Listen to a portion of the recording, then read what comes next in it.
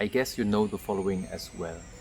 At least I know it too well, because when I was still struggling with social anxiety, there were many times when I was not able to ask people for advice, because I had the feeling if I asked somebody for advice, I would be seen as weak and incompetent. And actually, and this is something that turns out with many psychological problems, this is not reality.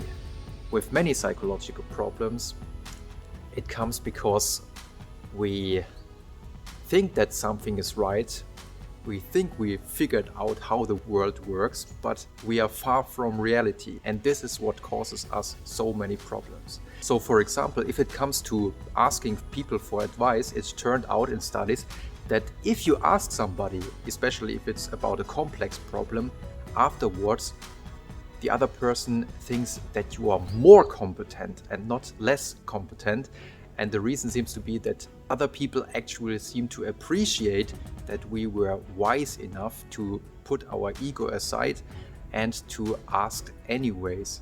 Another reality check that I had to make was to realize that if I ask other people for advice, afterwards they will be willing to help me more and not less. And this is something that could be shown in studies as well. For example, in a study by Liu and Gall in 2011, in which participants were introduced to a helping organization called Building Hope, and they were asked, well, what could this organization improve in the future? So give us your advice. What could this organization do to improve? And afterwards they were asked to spend money for this organization.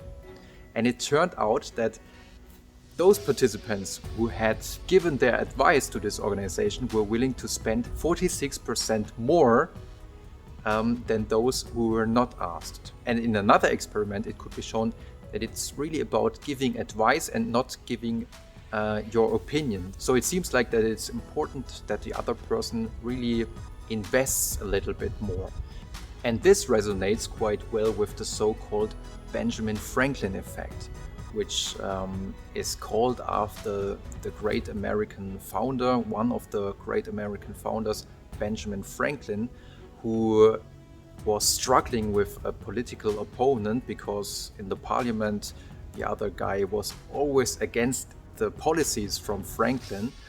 But after thinking how he could win him over, he had developed a very interesting tactic.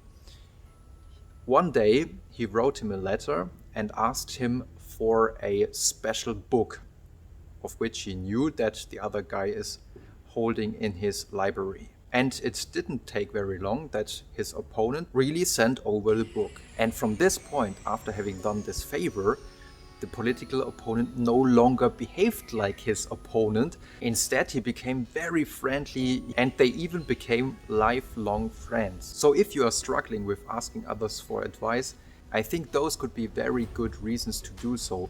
On the one hand, you will be regarded as more competent. On the other hand, people will be more willing to help you in the future. And finally, and this is a reality check that I had to went through as well, we often believe that other people don't want to help us. We often believe if we ask for advice, we will be rejected. So the other person will say, no, I won't do that. But it could be shown in other experiments that this actually is wrong as well, because we overestimate how often other people will reject our requests. And one of these experiments was conducted in 2008, in which people were just asked, well, if you ask for this or that favor, what do you think? How many people will agree on that? And later on, they were actually asked to ask for this favor. So they had their own reality check. And it really turned out that they underestimated how much help they would get. And it's also very interesting to ask yourself why this happens. Why do we underestimate how much help we will get? And the answer of the scientists is, and they also found some evidence for that, is that we always just think about the costs that the other person will have if they agree on our request. So if, for example, if you ask somebody, hey, could you have €2 from me that I need for the bus? We only think, well, if he will agree on that, this will cost him €2. So maybe he won't do it. But we don't think about the costs the other person will have if he or she does not agree on our request. There are some costs as well, because for the other person to turn us down means to form a bad relationship with us. Maybe you get another enemy, somebody who will talk bad about you in the future, and these are some costs as well, and maybe the €2 are not worth those costs. So if you are struggling with asking other people for advice, like I did for a very long time, maybe the advice from the very famous social psychologist Robert Cialdini is helpful, which is asking for advice is good advice.